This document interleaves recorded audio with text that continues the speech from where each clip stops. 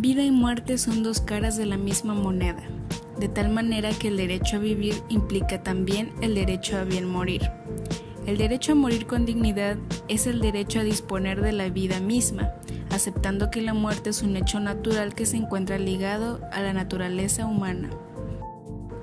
El derecho a la vida es sin duda un derecho universal que ha sido objeto de protección por diversos instrumentos jurídicos internacionales. En ese sentido, la Declaración Universal de los Derechos del Hombre del 10 de diciembre de 1948 establece: artículo 3. Todo individuo tiene derecho a la vida, a la libertad y a la seguridad de su persona. Este derecho debe ser respetado considerándose un bien en sí mismo. Por tanto, se puede hablar de tres clases de derechos humanos que protegen el derecho a vivir, como son los derechos que se refieren a la conservación de la vida propia, es decir, fundamentalmente la garantía que todo individuo tiene a no ser privado en forma arbitraria de su vida. En estos quedan excluidos los casos de legítima defensa y pena de muerte, entre otros. Los derechos relativos a la protección de la integridad física de las personas, por ejemplo, la conservación de los órganos corporales aun cuando se pueda disponer de ellos post-mortem. Y por último, están los derechos propios a la vida y a la salud. Aquí surge la necesidad de hacer un especial énfasis en cuanto al derecho en medicina se refiere, especialmente en aquellos casos donde los pacientes padecen una enfermedad incurable o fase terminal. Se encuentran sometidos a tratos inhumanos o degradantes ante los avances de la ciencia médica y al propio deseo de los médicos de mantener con vida a un ser sin esperanzas de recuperación, mediante el empleo de medios extraordinarios que resultan muy costosos para él y que no pueden garantizar una recuperación exitosa, y su más grande deseo de morir con dignidad. Es necesario precisar que la eutanasia, muerte digna o suicidio asistido no son sinónimos. El concepto eutanasia se entiende como la terminación deliberada de la vida de una persona, a fin de prevenir sufrimientos posteriores. El suicidio asistido se define como el suicidio solicitado por un enfermo terminal por no poder llevarlo a cabo por sí mismo. En tanto, el derecho a la muerte digna se considera una manifestación del libre desarrollo de la personalidad que tiene toda persona para que pueda ejercer plenamente sus capacidades de vivir con dignidad, concepto último que contiene implícitamente el derecho a una muerte digna. Cuando se habla de vida digna, es difícil delimitar un concepto que es tan amplio como la existencia misma del ser humano. En términos generales, podemos decir que es aquella en la que la persona ve asegurados y cumplidos sus derechos, tanto sus deseos, proyectos, etc. Esto significa contar con un medio de subsistencia para poder valerse por uno mismo, tener acceso a los derechos elementales, poder participar política y culturalmente de su comunidad, de sentirse valorado, reconocido e importante. Pero, ¿es posible garantizar una vida digna a las personas que viven encarceladas a procedimientos terapéuticos con dolor, agonía y desgaste continuo? La eutanasia no es otra cosa que poner fin al sufrimiento innecesario y degradante con tal libertad y autonomía, preservando la integridad física, moral y la dignidad de la persona, no exponiéndolos a vivir en malas condiciones, donde se les impide llevar una vida digna, atentando contra el libre desarrollo de su personalidad. El paciente así evita ser sometido al encarcelamiento terapéutico frente a los avances de la ciencia médica. Por tanto, es así como surge la necesidad de legalizar la eutanasia a efecto de aprobar el ejercicio de la muerte digna, bajo condiciones estrictas que impidan el abuso de la misma. Tradicionalmente, el médico ha sido el defensor de la vida, Ya Hipócrates había previsto la posibilidad de que un paciente con enfermedad incurable en su fase terminal pidiese al médico que lo ayudara a morir, ante cuyas súplicas el médico no debería dejar inducir ni a suministrar veneno ni aconsejarle tales circunstancias. Por eso el juramento es requerido. Sin embargo, la realidad es otra, y si bien la misión del médico es salvar vidas, esto no es posible siempre, ya que hoy en día los avances de la ciencia médica permiten aplicar terapias que son eficaces para combatir el dolor, prolongar la vida del enfermo, pero son ineficaces para curar, por lo cual dicha misión se traduce en curar a veces, aliviar a menudo y consolar al enfermo incurable, aunque cuando la enfermedad de éste haya llegado a su fase terminal, debe ayudarle a morir.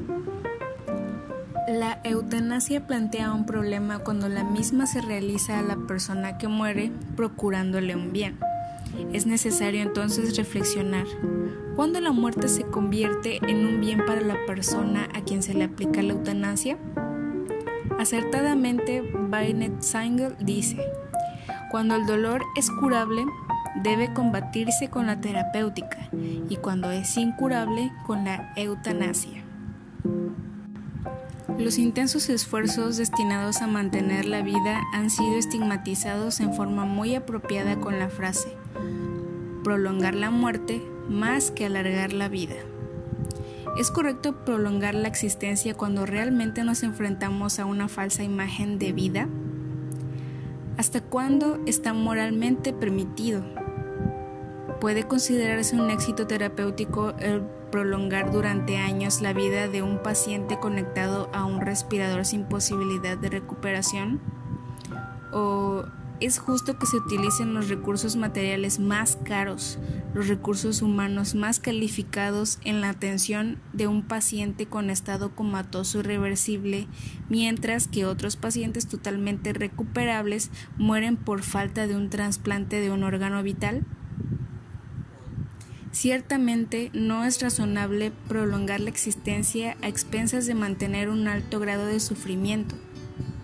Algunos autores que se manifiestan en contra de la eutanasia señalan que la legalización de esta podría traer como consecuencia que se llegaran a cometer actos criminales en pacientes que no han expresado su consentimiento, o bien que son incapaces de expresar su deseo a morir.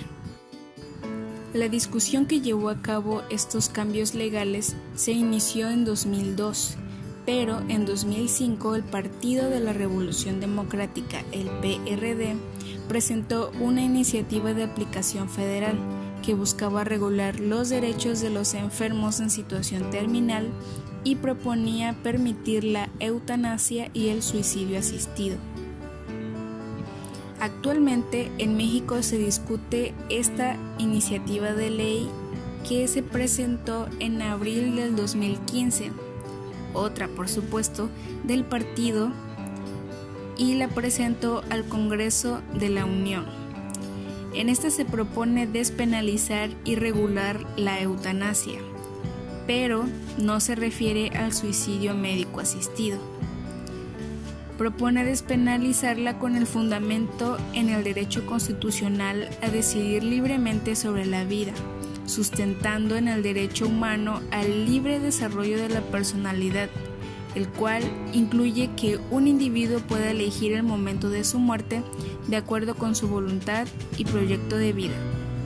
Esta iniciativa busca reformar los artículos de la Ley General de Salud y del Código Penal Federal que prohíben la eutanasia, así como otros artículos que establecen los criterios que se debe seguir o que debe seguir el médico que esté de acuerdo en aplicar la eutanasia para actuar conforme a la ley. El artículo 312 del Código Penal impide el suicidio asistido de un enfermo terminal. Lo podemos encontrar como delito, enunciado a partir del tipo penal de participación en el suicidio. Esto es, que el que comete el delito mencionado es aquella persona que determine a otra a quitarse la vida, lo convenza, le otorgue los instrumentos necesarios, lo auxilie o bien lleve al grado de causar él mismo la muerte.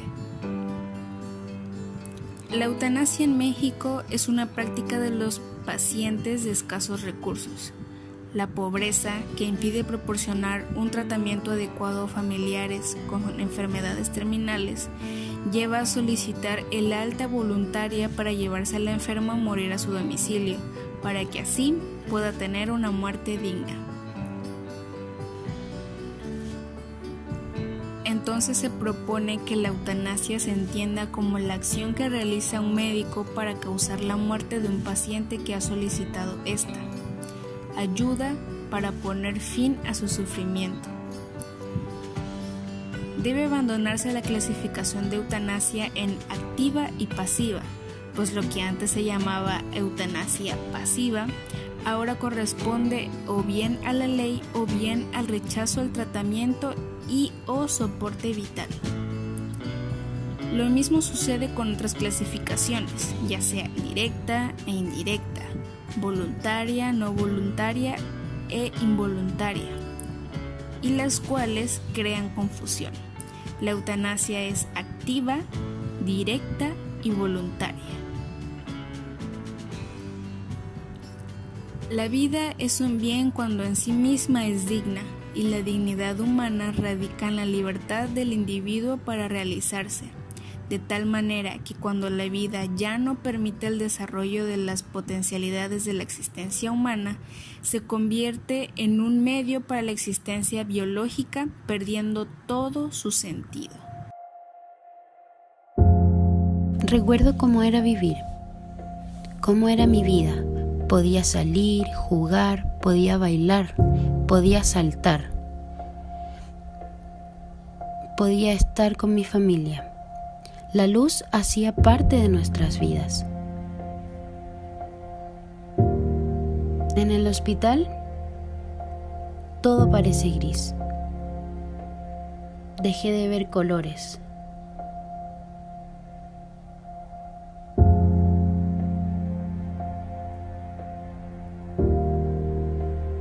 El sarcoma me consume, no solo a mí, a toda mi familia. El dolor es intenso. Siento que no puedo más. La vida ya no me gusta. Me da miedo.